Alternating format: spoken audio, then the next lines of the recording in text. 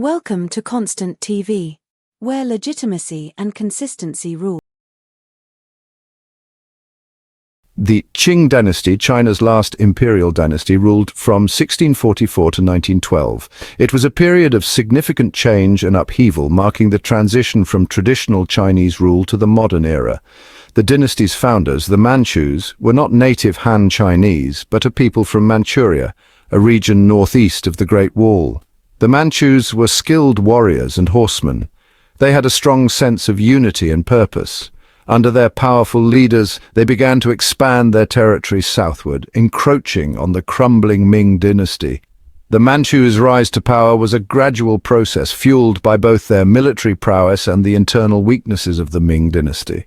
The Ming, once a powerful empire, had fallen into disarray. Corruption was rampant, the treasury was depleted, and peasant rebellions were tearing the empire apart from within. The Manchus seized upon this opportunity, presenting themselves as saviors who would restore order and stability to China. Their conquest was swift and decisive. The Manchu armies, known for their discipline and ferocity, quickly overcame the Ming forces. They captured the Ming capital at Beijing in 1644, effectively ending the Ming dynasty and inaugurating a new era in Chinese history, the Qing dynasty. The Manchus, despite their foreign origins, were astute rulers. They understood that to effectively govern China, they needed to win over the support of the Han Chinese, who made up the vast majority of the population. They adopted many Chinese customs and institutions, including Confucianism, the dominant philosophy and ethical system in China for centuries. This pragmatic approach helped to legitimize their rule and consolidate their power over this vast and ancient land. At the heart of the Manchu rise to power was a visionary leader named Nurhaci, whose legacy would shape the future of East Asia. Born in 1559, Nurhaci was a chieftain of the Jianzhou Jurchens, one of many Jurchen tribes inhabiting the region of Manchuria. This region, rich in natural resources and strategically located, was home to a diverse array of tribes, each with its own customs and leadership. Nurhaci was a brilliant military strategist and a charismatic leader. His ability to inspire loyalty and command respect was unparalleled, and he quickly rose to prominence among the Jurchen tribes. He understood that the Jurchen tribes, divided amongst themselves, would be easy prey for their enemies, both within Manchuria and to the south in Ming China. The fragmented nature of the tribes made them vulnerable to external threats and internal strife. Nurhaci embarked on a campaign to unify the Jurchen tribes under his banner. His vision was to create a strong, cohesive entity that could stand against any adversary. He skillfully used diplomacy, marriage alliances, and military force to bring the disparate tribes together. Through strategic marriages, he forged alliances that strengthened his position and expanded his influence. By 1616, he had consolidated his power over most of the Jurchen tribes and established the later Jin dynasty, a direct challenge to the authority of the Ming dynasty in China. This new dynasty marked the beginning of a new era in the region's history. Nurhaci's ambitions went beyond unifying the Jurchens. He envisioned a greater destiny for his people, one that would see them rise to prominence on the larger stage of Chinese history. He recognized the weakness of the Ming dynasty and saw an opportunity to seize the mandate of heaven, the divine right to rule China. This concept was central to Chinese political philosophy and legitimized the rule of emperors. He carefully studied Chinese language, history, and military strategy, incorporating elements of Chinese governance and military tactics into his own. This deep understanding of his adversaries gave him a significant advantage in his campaigns. He created a powerful military force organized into banners, a system that combined military and administrative functions. This innovative structure allowed for efficient governance and effective military coordination. This banner system proved to be highly effective and would become a cornerstone of the Qing military. It enabled the Manchus to maintain control over their territories and project power across the region. Nurhaci's rule was not just about military conquest. He understood the importance of stable governance and the need to win the hearts and minds of his people. He also implemented important administrative and social reforms. These reforms helped to consolidate his rule and ensure the loyalty of his subjects.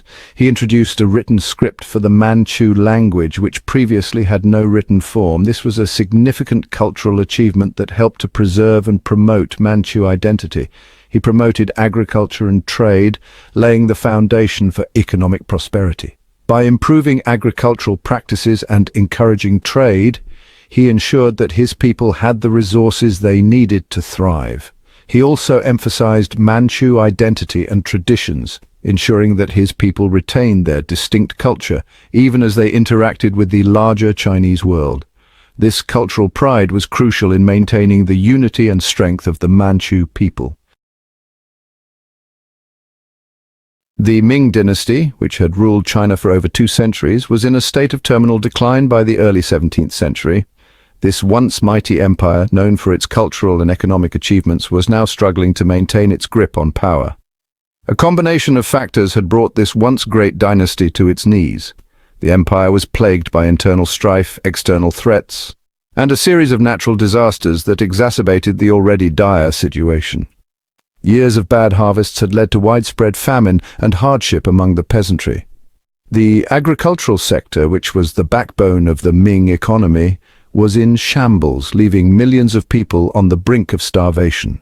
The government, riddled with corruption and inefficiency, was unable to effectively address the crisis.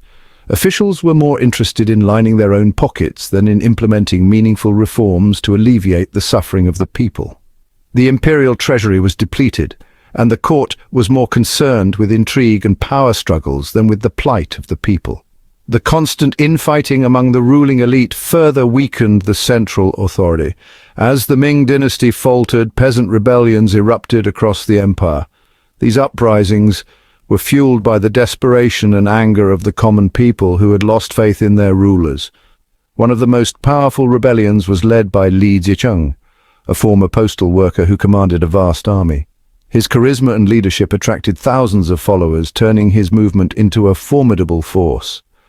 Li's forces captured the Ming capital at Beijing in 1644. This decisive victory marked a turning point in Chinese history as the once impregnable city fell to the rebels.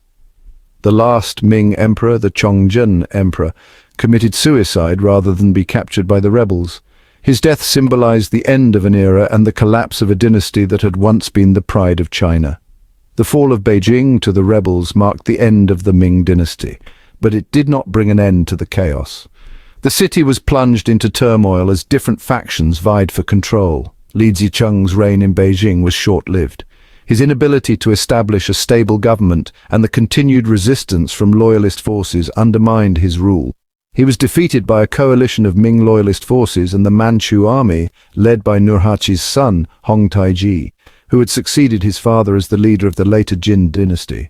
This alliance proved to be a decisive factor in the downfall of Li Zicheng. The Manchus, seizing the opportunity, marched into Beijing, claiming the mandate of heaven, and establishing the Qing dynasty as the new rulers of China.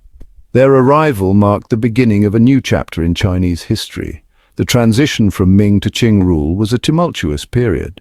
The Manchus had to navigate a complex political landscape and deal with the remnants of Ming loyalist resistance. The Manchus, despite their military victory, faced resistance from loyalist forces in the south. These loyalists, determined to restore the Ming dynasty, waged a fierce and prolonged struggle against the new rulers. It took several decades for the Qing to fully consolidate their control over all of China. Through a combination of military campaigns and strategic alliances, they gradually extended their influence across the vast empire. The Manchu rulers, aware of the challenges they faced, adopted a pragmatic approach to governing their newly acquired empire. They implemented policies aimed at stabilizing the economy, reforming the bureaucracy, and ensuring the loyalty of their subjects. They sought to appease the Han Chinese population while also maintaining their own Manchu identity and power. By balancing these interests, the Qing dynasty was able to establish a relatively stable and prosperous rule that would last for nearly 3 centuries. The early Qing dynasty, despite inheriting a land ravaged by war and rebellion, experienced a period of remarkable peace and prosperity. This era, which began in the mid-17th century, saw the consolidation of power by the Manchu rulers and the stabilization of the empire. This era, often referred to as the High Qing, was marked by economic growth, territorial expansion, and a flourishing of arts and culture.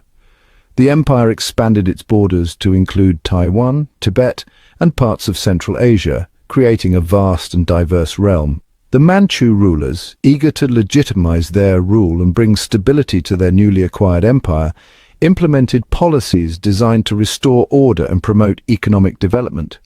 They sought to integrate the various ethnic groups within the empire, promoting a sense of unity and shared identity. One of the key factors contributing to early Qing prosperity was the introduction of new crops from the Americas. These crops played a crucial role in transforming the agricultural landscape of China. Crops such as maize, sweet potatoes, and peanuts, which had higher yields and could be grown in less fertile land, helped to boost agricultural production and improve the lives of ordinary people. These crops provided a more reliable food source, reducing the risk of famine and supporting population growth. The Qing government encouraged the cultivation of these new crops, providing farmers with seeds and technical assistance. This support helped to ensure the successful adoption of these crops across the empire. The Qing also implemented financial reforms that stimulated economic growth. These reforms were aimed at creating a more efficient and stable economic system. They introduced a single national currency, the silver tael, which facilitated trade and reduced transaction costs. This move helped to unify the economy and promote commercial activities across the empire. They also established a system of tax farming, which, while controversial, helped to increase government revenue and fund public works projects. These projects included the construction of roads, canals, and other infrastructure that supported economic development. The early Qing emperors were also patrons of trade. They recognized the importance of commerce in building a strong and prosperous empire. They reopened ports that had been closed during the late Ming dynasty and encouraged maritime trade with Southeast Asia, Japan, and Europe. This trade brought new goods and ideas into China, further enriching the culture and economy. The early Qing period was also a time of relative peace and stability. This stability was essential for the economic and cultural achievements of the era. The Manchu rulers, having witnessed the devastation caused by war, were determined to maintain order within their vast empire. They understood that a strong and stable government was necessary for the prosperity of their people. They suppressed rebellions, pacified restive border regions, and established a strong military presence throughout the country. This military strength deterred potential invaders and maintained internal order. This stability, coupled with the government's pro-growth policies, created a favorable environment for economic development. The combination of agricultural advancements, financial reforms, and support for trade laid the foundation for a golden age in